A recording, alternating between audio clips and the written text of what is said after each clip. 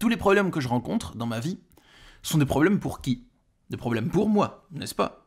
Donc, s'il n'y a plus de moi, alors il n'y a plus de problème. Voilà le piège dans lequel je suis tombé, c'est-à-dire que si je n'attire pas à moi par magie tout ce que je désire, c'est que je suis pas encore assez purifié et qu'il faut que je nettoie mes ombres en fait. Pour moi, il y avait uniquement que mes ombres qui faisaient obstacle à la synchronicité et à la magie de l'univers. Et il n'y avait aucune action de ma part à entreprendre en fait. Mais c'est votre envie de vous sortir de votre situation toxique qui vous ferait souffrir. Et c'est en tuant votre envie de vous en sortir que vous êtes censé vous complaire dans votre situation cauchemardesque et vivre votre réveil spirituel dans votre situation toxique. L'éveil spirituel, c'est sombre. Je veux dire, travailler sur soi, dépasser les émotions de souffrance, c'est la base pour vivre en paix intérieure. Mais dans les courants d'éveil spirituel, il y a aussi l'envers du décor, que chaque personne qui plonge dedans finit par expérimenter, même moi. Dans le milieu de l'éveil, il y a déjà un lot de prétendues solutions qui sont données dans les livres et dans les vidéos, pour vous aider à y voir plus clair et à dépasser vos émotions de souffrance. Mais au lieu de ça, ces prétendues solutions, elles vous retournent le cerveau à la place. À la base, vous cherchiez des solutions pour faire face à un problème de votre vie, par exemple une angoisse, une crise identitaire ou un conflit intérieur. Mais lorsque vous appliquez les solutions foireuses lues dans les livres de spiritualité, vous vous retrouvez avec un nouveau blocage dans votre cerveau qui vient s'ajouter à votre problème précédent. C'est un peu comme si vous emmeniez votre ordinateur chez l'informaticien, car vous avez un problème d'affichage sur votre écran, et l'informaticien, il vous rend votre ordi avec le problème qui n'est pas réglé, mais en plus de ça, il a installé un virus tout neuf dessus. Et en plus de ça, il vous facture la prestation. C'est du macronisme ça. Et moi les amis, je suis passé par là. Qu'il s'agisse d'essayer d'arrêter de penser, de me dépersonnaliser en croyant que le jeu, donc ma personnalité, n'existe pas, de l'amputation de mes désirs selon Bouddha, j'ai tout essayé, toutes ces techniques bizarres et foireuses dans la démarche d'éveil spirituel hardcore dans laquelle j'étais. Donc aujourd'hui, je vais vous parler de ça, mais aussi de l'état d'esprit qu'on nomme couramment être perché dans la spiritualité, et enfin de la traversée obligatoire de la période de Nuit Noire de l'âme. Car le sujet de la vidéo aujourd'hui, c'est les backstage de l'éveil spirituel, l'envers du décor. C'est une vidéo longue que j'ai beaucoup travaillé, j'espère qu'elle vous plaira et qu'elle permettra de remettre votre cerveau en place, ou simplement de vous faire vivre un beau voyage psychologique en m'écoutant. Tout au long de cette vidéo, je m'appuierai sur mon expérience face à ce phénomène, comme structure narrative, mais aussi la vidéo sera entrecoupée des témoignages de Jam et Anaïs, qui ont accepté de partager leur expérience personnelle sur ce sujet. Et à la fin, je vous donnerai aussi des conseils pour faire face à ces problèmes et remettre votre cerveau en place. Partie 1. Les enseignements foireux.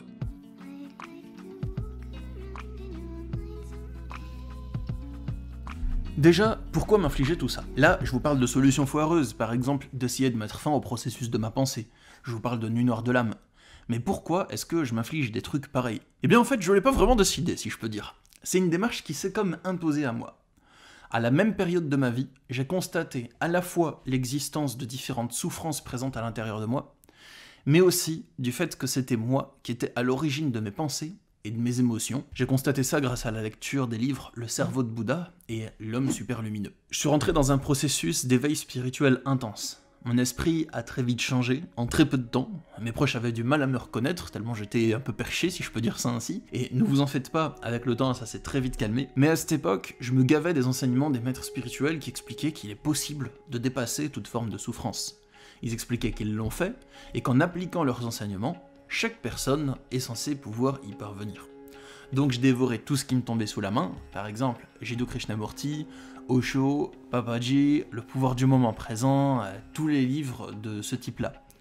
Et moi, je les croyais. À l'époque, il y a 8 ans seulement, ils avaient quand même une certaine aura, déjà plus que maintenant.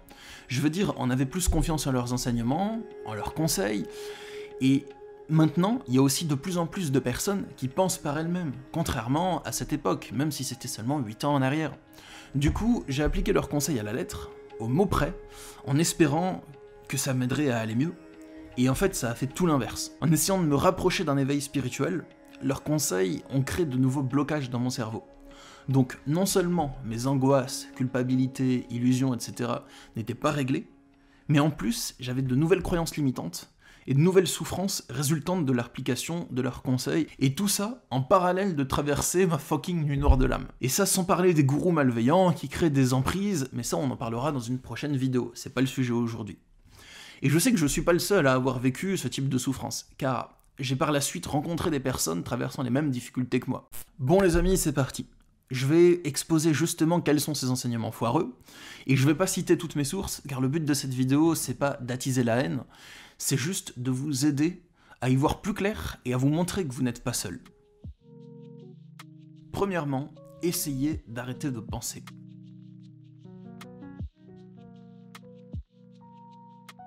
Alors selon moi, c'est un courant spirituel assez dangereux qui tend à vous faire croire que si vous avez des souffrances intérieures, c'est à cause de votre pensée, donc la pensée est censée être la cause de votre souffrance, et que la solution, c'est donc d'arrêter de penser.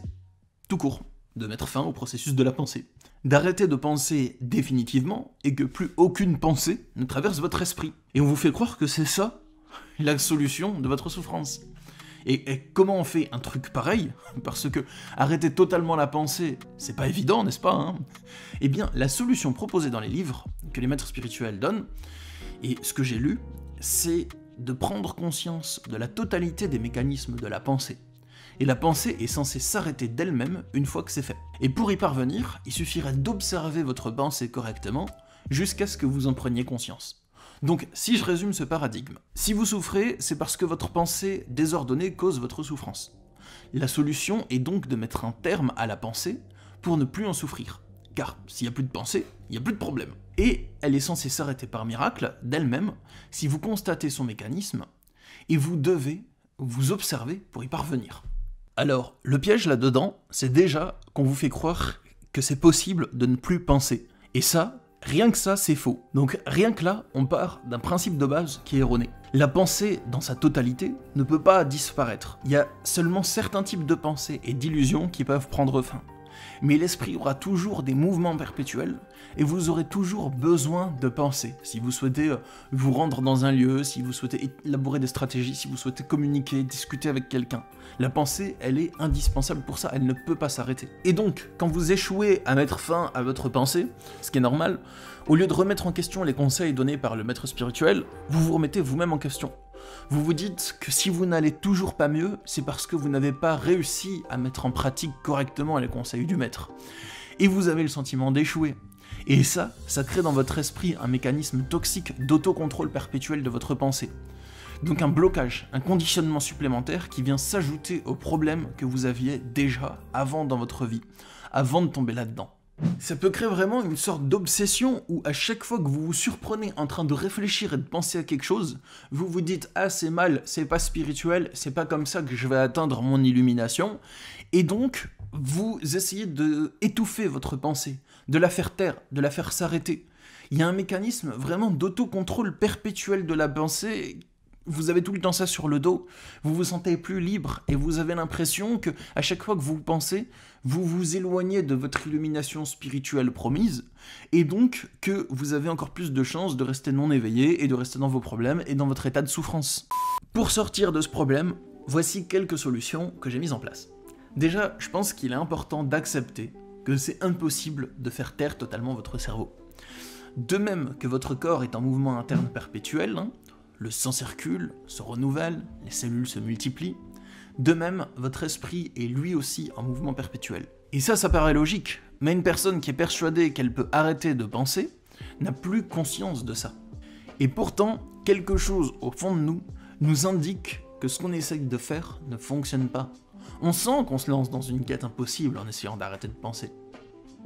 En réalité, seulement certains mécanismes de la pensée peuvent changer ou prendre fin. Ce sont les mécanismes du conditionnement et d'illusion qui sont liés à l'ego. Une autre solution, c'est d'essayer d'ordonner votre pensée plutôt que de la supprimer. Travaillez sur vous, réglez vos problèmes un à un dans la vie, et votre pensée s'organisera petit à petit au fur et à mesure que vous avancez. Et le dernier conseil, c'est si vous souhaitez apaiser votre esprit, aucune illumination ne se produira d'un coup, avec un gros bang dans votre esprit. Plutôt que de vous observer à la recherche de la compréhension miraculeuse qui a pour but de vous apporter l'effondrement instantané de tous les mécanismes de votre souffrance, cherchez plutôt à apaiser progressivement votre souffrance par le biais d'un travail intérieur et extérieur sur le long terme. C'est comme ça que vous reprendrez votre pouvoir. Ainsi, vous n'attendrez plus la prise de conscience salutaire, vous la créerez petit à petit par vous-même, de vos propres mains, si je peux dire ainsi. Les amis, nous allons passer au prochain point. Mais avant ça, je vous invite à vous abonner à ma chaîne YouTube pour être notifié des prochaines vidéos que je sors.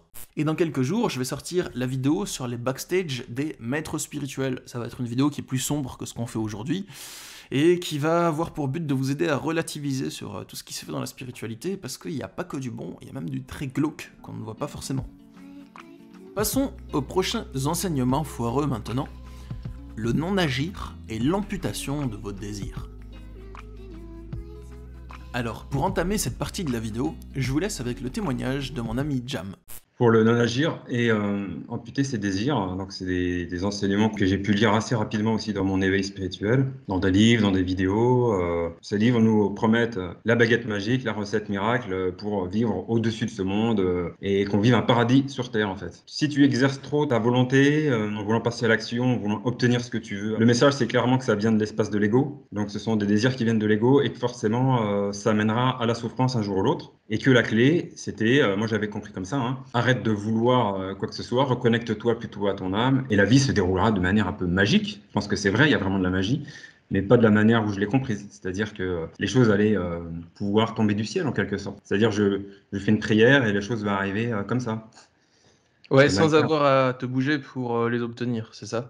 Oui, voilà, c'est-à-dire que les synchronicités, je les voyais un peu comme une manière d'attirer à soi les choses sans avoir à lever le petit doigt, à passer à l'action. Ça t'est venu d'où ces idées? À travers plusieurs enseignements que j'ai pu voir, des personnes, des enseignants spirituels, qui racontent leur vie en fait. Ils ont atteint une certaine fluidité dans leur vie. J'ai pris ça comme une règle à appliquer pour moi, mais sans avoir à faire le chemin qu'ils ont dû faire pour atteindre ce niveau-là en fait. Qu'est-ce qu'il y a eu comme difficultés qui ont été générées par ça dans ta vie? Voilà le piège dans lequel je suis tombé, c'est-à-dire que si je n'attire pas à moi par magie et tout ce que je désire, c'est que je suis pas encore assez purifié et qu'il faut que je nettoie mes ombres en fait. Pour moi, il y avait uniquement que mes ombres qui faisaient obstacle à la synchronicité et à la magie de l'univers. Et il n'y avait aucune action de ma part à entreprendre en fait. Ça a été plusieurs années de non-agir, de passivité, de frustration, forcément parce que je ne passais plus à l'action. Je me suis accroché à ces nouvelles croyances, à cet espoir, parce que quelque part il y a une vérité derrière. Ça, je l'ai ressenti. J'ai voulu éviter de tout ce qui était nécessaire de faire pour avancer concrètement dans ma vie et avoir ce que je désire vraiment en fait. La vision que tu avais sur le moment, c'est si j'ai pas ce que je veux dans la vie, c'est pas parce que je fais peut-être pas les bonnes actions, mais plus parce que t'es pas totalement aligné comme il faut avec la bonne vibration. Et donc, tu as juste à faire un travail de réalignement intérieur, de purification. Une fois que tu l'auras fait, en fait, tout tombera comme il faut. Et comment t'es sorti de là, Jam? C'est après plusieurs années de frustration où on est forcément obligé de constater que ça ne menait nulle part, en fait. Cet état d'esprit m'a mené dans une impasse, en fait, de frustration où j'ai dû capituler. C'est clairement une fuite hein, pour fuir toutes les obstacles, les difficultés qu'on peut rencontrer pour obtenir ses désirs. Quelque part, je sais que je me suis cru un peu au-dessus des autres, c'est-à-dire que tu n'as plus besoin de galérer dans ce monde. Et on peut facilement nourrir un orgueil avec ça. Donc il a fallu que je ravale cet orgueil pour me dire que je vais devoir, entre guillemets, revenir en arrière et faire comme ce que tout le monde fait, c'est-à-dire passer à l'action, se trouver face à des blocages, face à des obstacles, des frustrations, et continuer quand même, en fait. Et nourrir une forme de persévérance et de résilience dans l'agir, en fait, dans le faire. Voilà. Merci beaucoup à Jam pour son partage et pour son témoignage. Ça nous évite de tomber dans certains pièges sur notre parcours d'éveil ou quand on adhère aux enseignements de certaines personnes. Et ça, pour moi, c'est un énième blocage lié aux tentatives d'éveil spirituel, les amis. Le non-agir, c'est un concept développé par Lao Tzu dans son livre Tao Te Ching. Et l'amputation des désirs, c'est un concept que j'ai découvert dans un livre qui s'appelle Les enseignements de Bouddha. Vous savez, dans le bouddhisme, on parle beaucoup du désir comme étant la cause de votre souffrance. On vous encourage à vous détacher de vos désirs, prétendant que ceux-ci font souffrir. Et dans ce livre, j'ai lu qu'il est dit qu'un homme qui se détache de ses désirs ne peut plus les faire vivre, tout comme un homme amputé ne peut plus se servir de ses membres. Moi je trouve que tout ce côté enseignement par rapport à se détacher des désirs, en fait, la manière dont il est dit, cet enseignement dans les livres, c'est catastrophique. Dans le sens où votre désir, c'est votre moteur de vie. Votre âme, elle est remplie de désirs joyeux. Votre épanouissement, qui est une condition de votre bonheur, c'est lui-même un désir. Si vous vous détachez de tous vos désirs, de la totalité, vous allez sentir que vous mourrez de l'intérieur. Ou pire, vous allez vous sceller dans des situations malsaines. Vous allez vous persuader que le problème, c'est pas la situation, mais c'est votre désir de vous en sortir. Après tout, si votre désir de vous en sortir n'est plus là, le conflit intérieur non plus, n'est-ce pas? Par exemple, une fleur, une pâquerette, qui suivrait cet enseignement, Elle se persuaderait que si elle se sent mal car elle est privée de soleil, alors elle devrait renoncer à son désir d'être à la lumière, et se contenter de vivre dans l'ombre et de ce qu'elle trouve dans l'ombre. Donc, si on suit ces préceptes, ce qui vous ferait souffrir, ce ne serait pas la situation toxique que vous vivez, mais c'est votre envie de vous sortir de votre situation toxique qui vous ferait souffrir. Et c'est en tuant votre envie de vous en sortir que vous êtes censé vous complaire dans votre situation cauchemardesque et vivre votre réveil spirituel dans votre situation toxique. Pour moi, cet enseignement, les amis, c'est la catastrophe.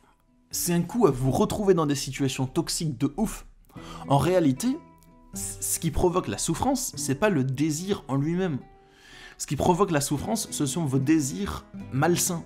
Par exemple, des pulsions sadiques, des désirs d'adultère, etc., qui vont générer des conséquences dramatiques dans votre vie. Ou bien ce sont des désirs trop grands, qui envahissent tout votre être et qui causent des illusions. Ça aussi, ça provoque la souffrance, hein, quand le désir il est exacerbé à son paroxysme, et qu'il prend possession de toutes vos pensées.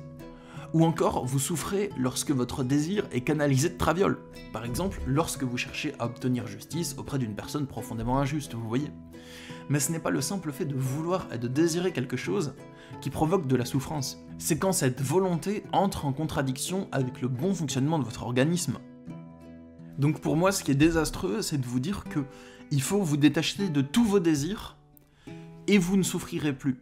Parce que ça peut vous amener à vous couper de toute source de joie, de vie, d'enthousiasme, et de devenir une âme terne, grise, qui renonce à son épanouissement, qui renonce à ses besoins, juste parce que c'est comme ça qu'on est censé vivre l'éveil, dans le non-agir, dans le non-être, dans le non-désir, le jeu n'existe pas, il faut arrêter de penser, enfin, c'est quoi la suite? Il faut se foutre une balle dans la tête? Bah non, en fait. Pour moi, c'est courant, ils peuvent être vraiment dangereux, en fait, hein. Faut faire attention. Passons maintenant au prochain chapitre. Le jeu n'existe pas.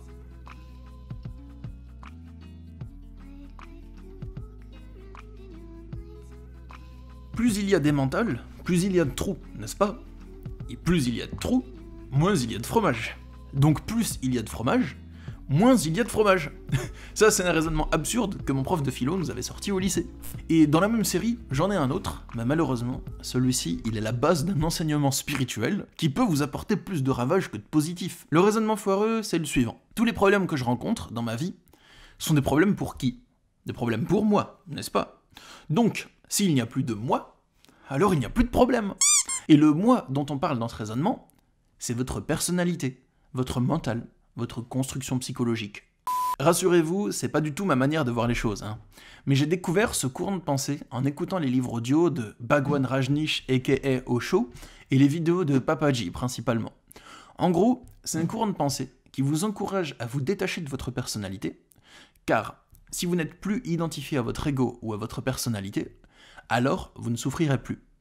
C'est un peu dans la même veine que ce dont on vient de parler, du style essayer d'arrêter de penser. On vous dit que le je, donc la personnalité, l'entité que vous nommez je, n'existe pas et n'est qu'une illusion.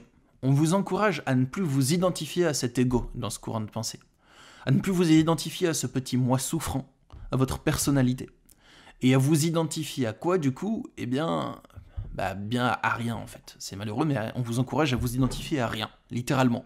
Osho, il a même écrit un livre qui s'appelle « Le livre du rien ». Le très gros problème de ce type d'enseignement, c'est que un grand nombre de personnes s'y réfugient et elles ne sont pas en pleine possession de leur capacité de réflexion.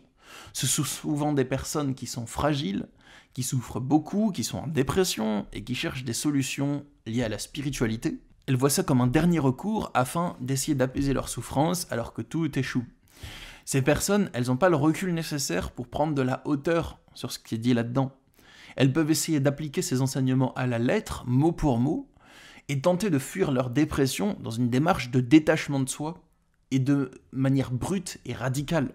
Imaginez la bombe à retardement et le bordel à l'intérieur de soi que ça peut faire une personne déjà en dépression, en crise identitaire, qui sait pas vraiment qui elle est, mais en même temps elle a beaucoup de souffrances intérieures liées soit à des hormones, soit au fait qu'elle se renie, qu'elle s'écoute pas, et elle cherche des solutions.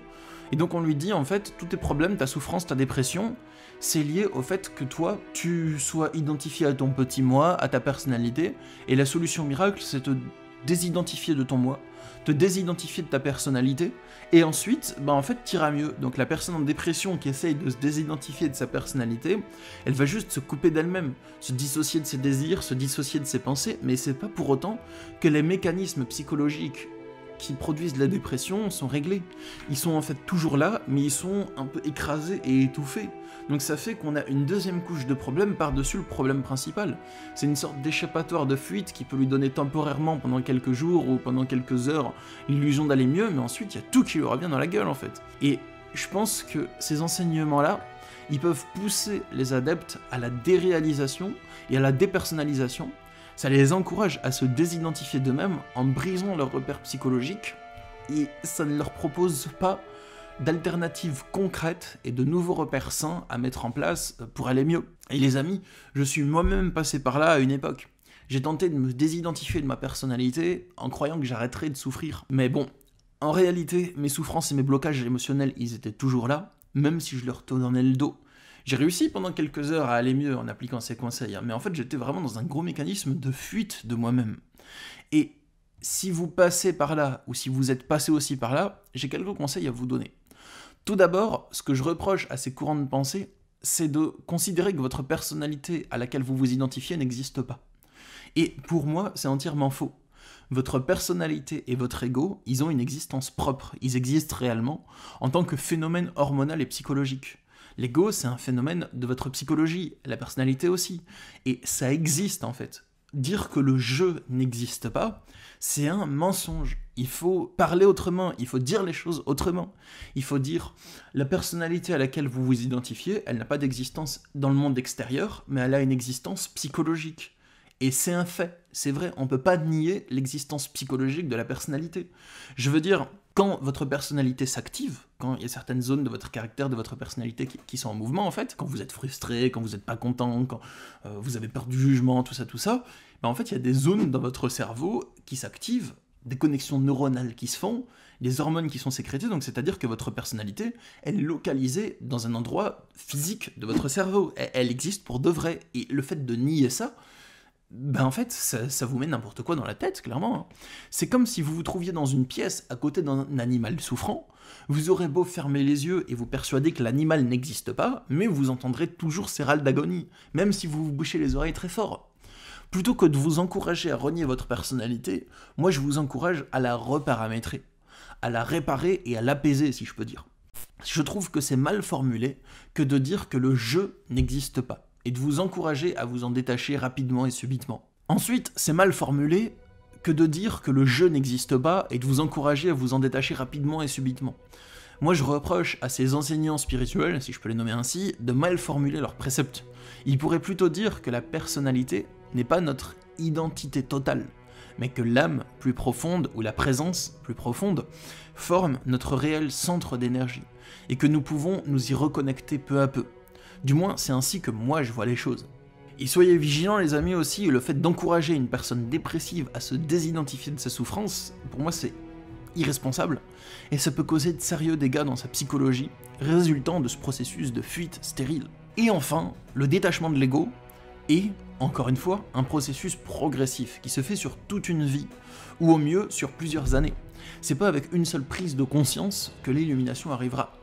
Je pense que tout n'est pas à jeter dans ce courant de pensée. Il y a beaucoup de bon. Le fait de se désidentifier de notre ego, de nous amener à considérer qu'on a une nature qui est autre, qui est plus grande, plus forte, plus profonde, c'est quelque chose de beau, c'est quelque chose de puissant, c'est quelque chose d'essentiel et d'indispensable dans la vie même, je pense, pour se reconnecter à notre nature réelle, à notre réel soi, qu'on fait taire par nos conditionnements et nos blocages. Mais peut-être que la formulation employée est abusive, et qu'elle peut faire des dégâts dans l'esprit des personnes souffrantes.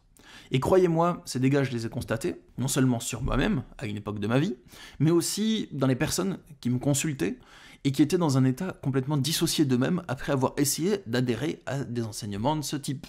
Je pourrais recommander aux personnes qui continuent à faire vivre ce courant de pensée aujourd'hui d'inclure les personnes fragiles dans leur réflexion et dans leur discours, et de modérer leurs propos, et de transmettre plus de détails sur le processus permettant d'arriver au détachement.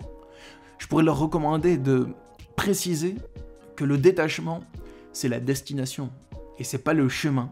et d'expliquer quel est le chemin qui mène au détachement. Et à propos de mes consultations, comme j'en ai parlé, si vous souhaitez avoir mon accompagnement individuel, je propose des consultations individuelles, et il y a le lien directement dans la description de cette vidéo pour prendre rendez-vous avec moi. Mon but en coaching, c'est de vous aider à y voir plus clair, à sortir du brouillard mental, du blocage face auquel vous vous sentez impuissant, et à vous reconnecter à votre cœur et à votre moi authentique. Bon, on va passer au prochain chapitre de cette vidéo, le pouvoir du moment présent de Eckhart Tolle. Alors, j'ai juste une seule recommandation à faire concernant ce livre. Moi, j'ai lu ce livre quand j'étais en état de détresse et de désespoir, j'espérais y trouver des solutions, et dedans, l'auteur nous explique comment il a vécu son processus d'illumination spirituelle et de détachement de son ego en une seule nuit. Mon réflexe, ça a été d'essayer moi aussi de me détacher mon ego pour fuir ma souffrance.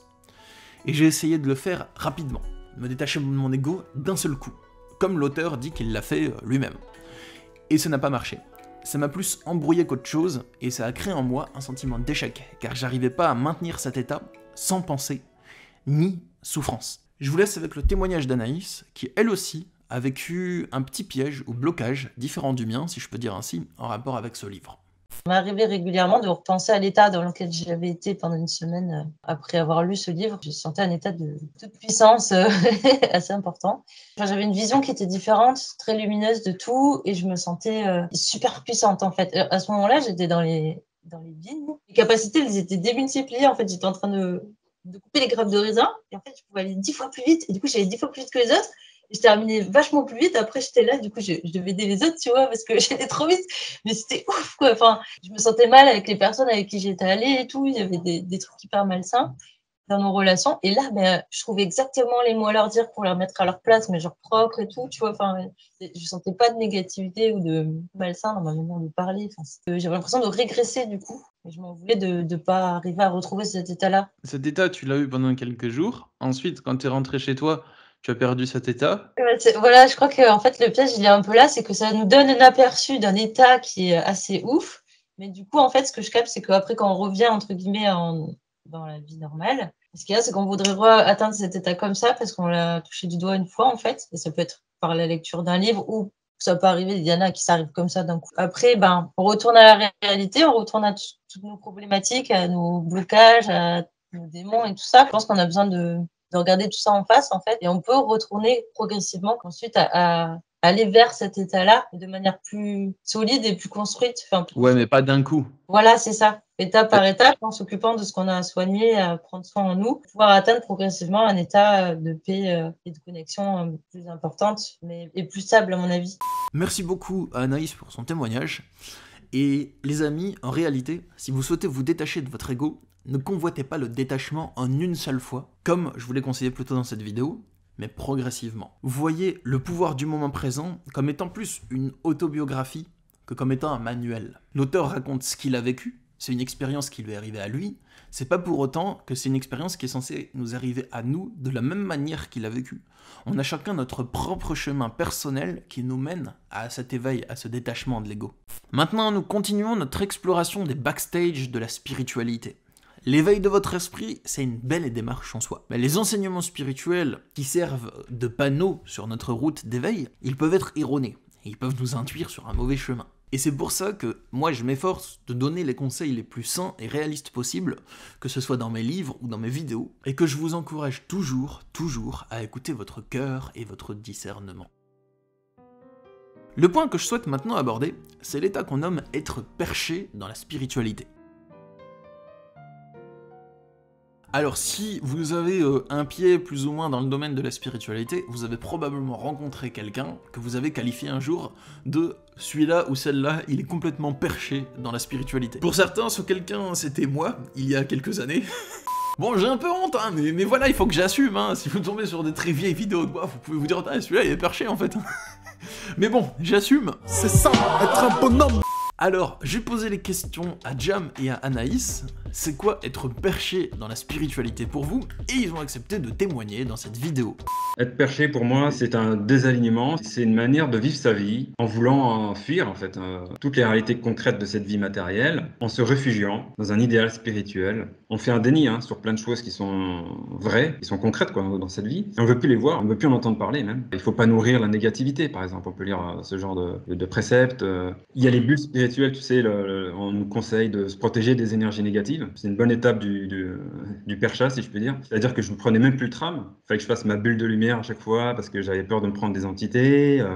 Donc il y a une vision de la vie qui est devenue trop différente des personnes qui m'entouraient, des personnes de la vie de tous les jours. Ça a créé une impossibilité de communiquer. On n'arrive plus à communiquer, on ne veut plus côtoyer les gens et ça nous amène à vouloir se réfugier encore plus dans ce monde idéal qui nous promet monts et merveilles, forcément pour se trouver un peu de réconfort, quoi. Enfin moi, pour ma part, j'ai senti qu'il y a une vérité derrière, bien sûr. Sinon, Ouais, je ne bien sais pas, sûr, il y a une part de vérité, se protéger des énergies négatives ou pas forcément alimenter des pensées négatives qui sont pas utiles, tout ça, enfin ça peut servir. Mais après, c'est vrai que pousser à l'extrême ou si c'est mis sur quelque chose qui correspond pas, par exemple, si tu as une souffrance dans ta vie et tu dis ouais, mais en fait c'est négatif, faut pas y penser, alors qu'en fait il y a peut-être un travail de fond à faire ou des choses à changer dans notre cadre de vie, bah c'est clair, ça peut nous pousser dans une sorte de déni, comme tu as dit.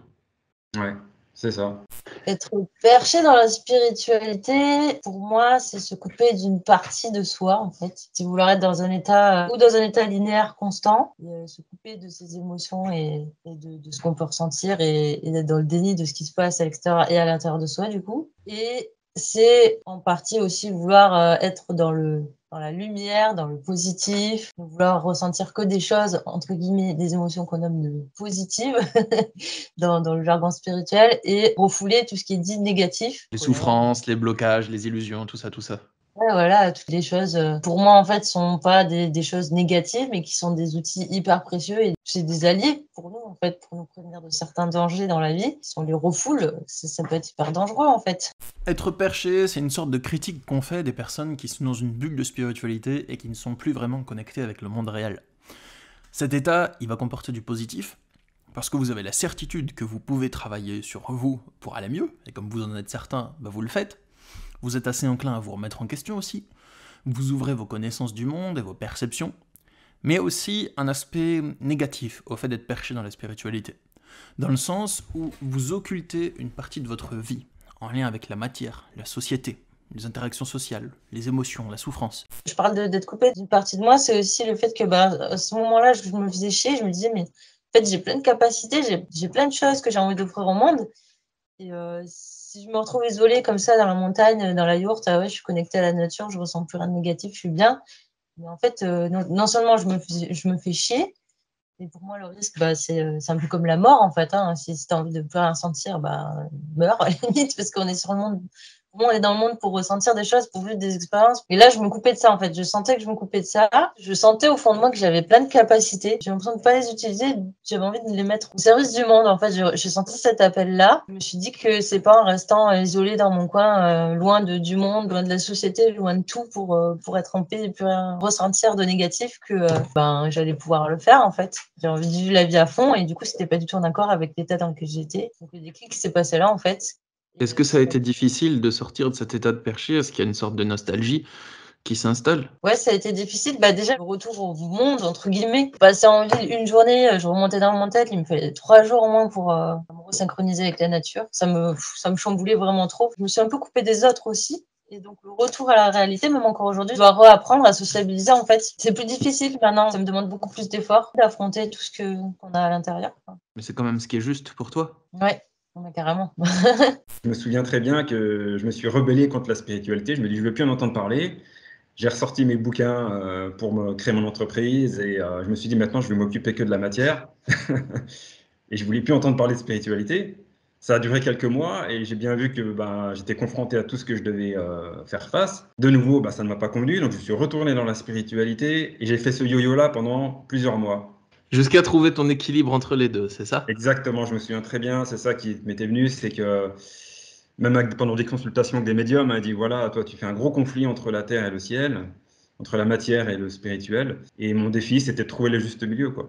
La solution, pour moi, c'est d'équilibrer les deux. La spiritualité et la matière, comme l'a dit Jam dans son témoignage. Et surtout, d'avoir un regard objectif sur la vie et sur vous-même. Si vous choisissez de vivre hors de la société, c'est ok, hein, c'est un choix, il n'y a pas de souci à ça. Mais pour ne pas souffrir, je pense qu'il est important d'avoir une vision claire et objective de la vie. Et aussi de ne pas renier vos souffrances, mais de les voir autant que vous le pouvez, bien entendu. C'est pas évident de voir tout ce qui se passe à l'intérieur de nous. Et si vous le souhaitez, de transcender vos souffrances petit à petit, une à une, pas de les cacher sous le tapis. Et justement, en parlant de processus de transcendance de la souffrance, on arrive à la dernière partie de cette vidéo consacrée au backstage de l'éveil spirituel. La nuit noire de l'âme.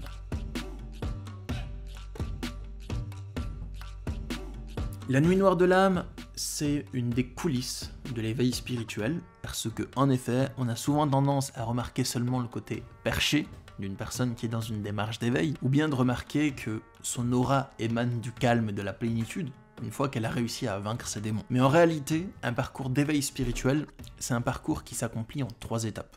La première étape de l'éveil, c'est l'inconscience. C'est la longue période de votre vie où vous n'avez pas conscience du fait que vous souffrez et que vous vivez dans une sorte d'illusion.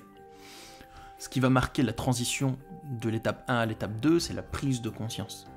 Ensuite, on passe à l'étape 2, c'est la nuit noire de l'âme. C'est la très très longue période durant laquelle vous errez à la recherche de vous-même. Comme le dit Osho, vous n'êtes plus l'ancien, mais vous n'êtes pas encore le nouveau. Et dans cette période, vous ignorez qui vous êtes. Cette longue période, elle est ponctuée de hauts et de bas, donc d'épisodes dépressifs et d'épisodes où vous allez mieux, même si vous avez le sentiment que tout n'est pas encore au point. Certains vont accomplir leur nuit noire de l'âme en psychanalyse, quand certains autres collent l'étiquette d'éveil spirituel sur ce parcours. C'est juste que les personnes qui sont dans une démarche d'éveil, généralement elles vont se jeter corps et âme dedans et ça va être beaucoup plus intense pour elles. Mais on le vit tous ce genre de choses-là, et des fois c'est déclenché par la crise de la quarantaine. Et donc on a une crise identitaire, une crise existentielle, on va voir un psy, on a une réinsertion, réorientation professionnelle. Chacun notre manière de le vivre, et chacun colle l'étiquette qu'il veut dessus. Quoi qu'il en soit, cette période, elle est longue, et elle s'achève petit à petit, généralement palier par palier. Voici les témoignages de Jam et d'Anaïs sur le sujet de la nuit noire de l'âme.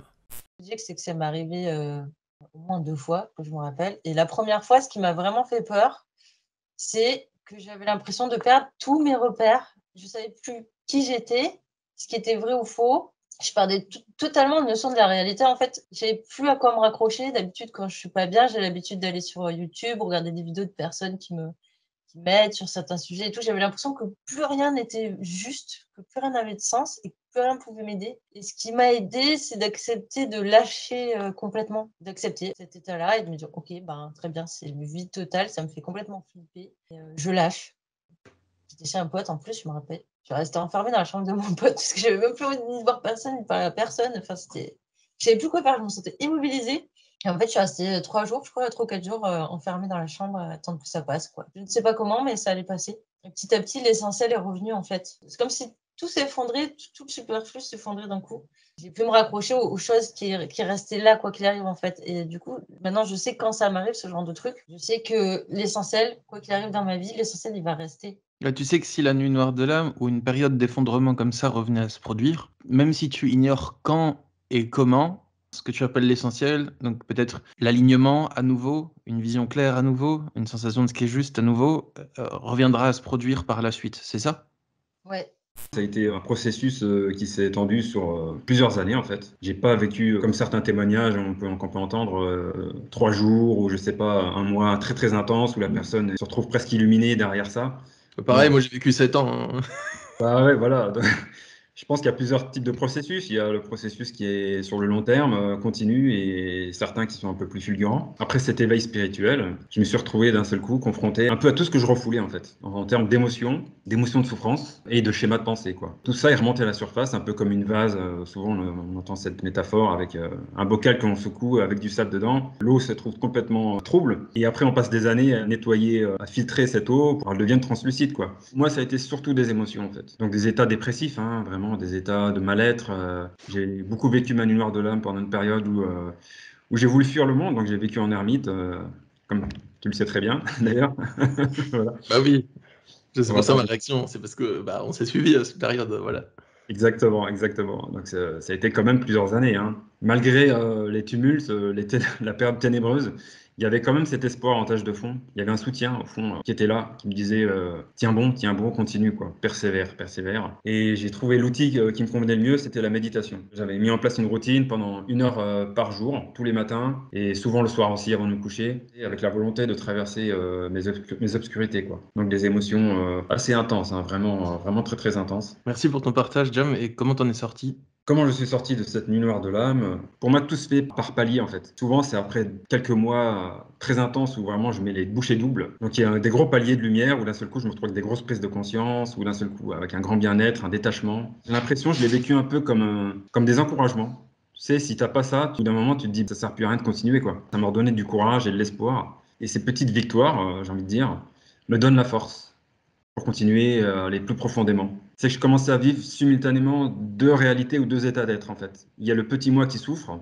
qui peut aller très loin dans la souffrance, mais simultanément à ça, il y a un détachement et donc je vis de plus en plus une réalité lumineuse qui est mon âme en fait, que j'incorpore dans mon corps. Et les deux cohabitent en fait. Jusqu'à quoi en fait? Est-ce que là ça va mieux maintenant? Il y a vraiment eu un switch dans mon esprit où j'ai vraiment intégré que chaque souffrance était une partie de moi à accueillir avec douceur, avec compréhension, avec indulgence, avec compassion. Ça, vraiment, c'est ça qui m'a énormément aidé, en fait. Oui, alors aujourd'hui, ça n'a rien à voir. Ça va vraiment beaucoup, beaucoup, beaucoup mieux.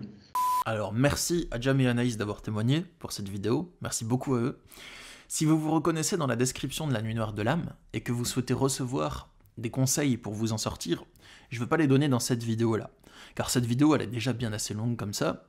Et vous pouvez taper Stan Carré Nuit Noire de l'âme sur YouTube, et vous trouverez mes vidéos YouTube, donc gratuites, où il y a des conseils riches que je donne sur le sujet dessus. J'ai fait plusieurs vidéos sur la Nuit Noire de l'âme, peut-être 6 en tout, donc voilà, elles sont blindées de conseils, n'hésitez pas à les regarder, elles vous apporteront beaucoup d'infos précieuses et d'aide pour vous en sortir si vous les traversez, comme un guide un peu. J'ai même glissé le lien de certaines de ces vidéos dans la description, avec les liens de mes consultations. Si vous pensez que l'un de vos proches est en train de traverser sa nuit noire de l'âme, et si vous souhaitez l'aider, si le cœur vous en dit, vous pouvez lui partager cette vidéo actuelle, hein, ça pourra toujours l'éclairer sur le sujet. Maintenant, passons à la conclusion de cette vidéo. Mes conseils généraux.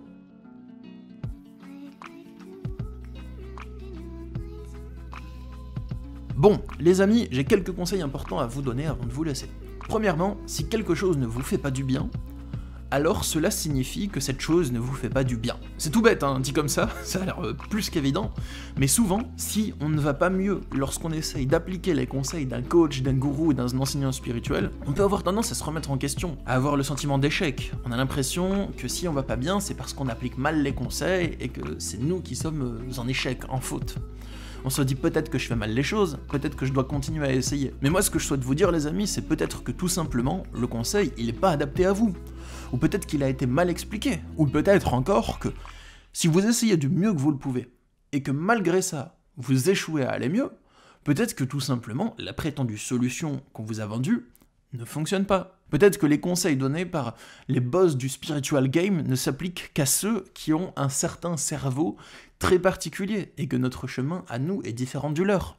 Je veux dire, les conseils qu'on va donner à une personne autiste Asperger pour gérer un problème d'ordre émotionnel, c'est pas les mêmes qu'on va donner à une personne qui est borderline ou à une personne qui n'est ni autiste ni borderline. Selon la manière dont notre cerveau est constitué, en fait, on va avoir une différente manière de traiter avec nos émotions, un différent mode d'emploi. Donc si vous appliquez des conseils et qui ne marchent pas sur vous, ça ne veut pas dire que c'est vous qui faites mal les choses. Ça veut peut-être dire que la personne qui vous a donné ces conseils, elle les a vendus comme des conseils généraux, alors qu'en fait ce sont des conseils qui s'appliquent seulement à un profil psychologique, à un profil de cerveau très particulier. Et pourquoi j'emploie le mot cerveau? C'est parce qu'il y a vraiment une construction des zones du cerveau qui est différente pour certaines personnes. Donc moi je vous encourage à trouver votre propre manière d'atteindre votre paix intérieure et de vous connecter à votre âme. Et moi, c'est seulement lorsque j'ai fait ça que j'y suis arrivé, lorsque j'ai trouvé ma propre voie, mon propre chemin. C'est comme ça que j'ai compris tout ce que je comprends à ce que je vous partage dans mes vidéos. Mon conseil suivant, c'est que les enseignements spirituels, ils sont probablement très mal expliqués aussi. Dans le sens où il y a la barrière de la langue et aussi la barrière de l'époque.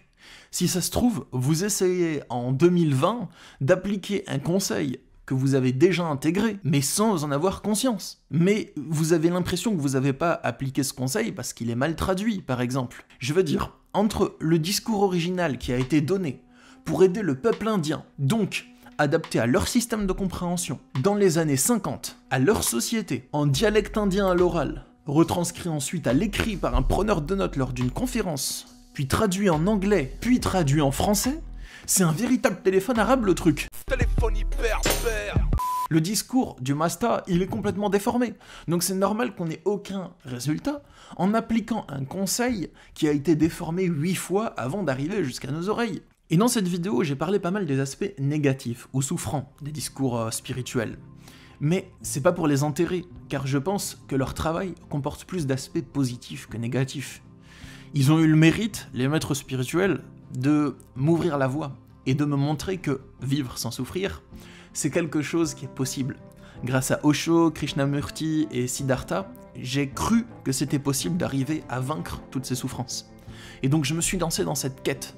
J'ai développé ainsi ma propre méthode de transcendance de la souffrance que je vous retranscris aujourd'hui dans mes vidéos et que je vous retranscris dans un prochain livre qui sortira en 2024. Ce sera vraiment ma méthode pour transcender chaque émotion de souffrance qui se pointe sur notre chemin et pour arriver dans la période de paix intérieure qui est après, une fois qu'on a vraiment dépassé l'émotion, qu'on s'est élevé au-dessus. Du coup, merci aux maîtres spirituels pour leurs enseignements, car sans eux, je ne serais pas le même. Merci à Jam et à Anaïs qui ont accepté de témoigner pour enrichir sur cette vidéo. Merci les amis. Et quant à moi, je vous dis rendez-vous très bientôt pour la vidéo sur les côtés sombres des maîtres spirituels, dans laquelle on parlera de personnages beaucoup moins lumineux que Osho ou que Jiddu Krishnamurti. Même si Osho est controversé, c'est loin d'être le pire, hein. Franchement, c'est loin d'être le pire, il y a des trucs beaucoup plus glauques. Je vous dis rendez-vous dans quelques temps pour la prochaine vidéo, ou rendez-vous en consultation pour ceux qui souhaitent réserver mon accompagnement individuel. Et c'était tout pour moi pour aujourd'hui. A bientôt les amis, au revoir.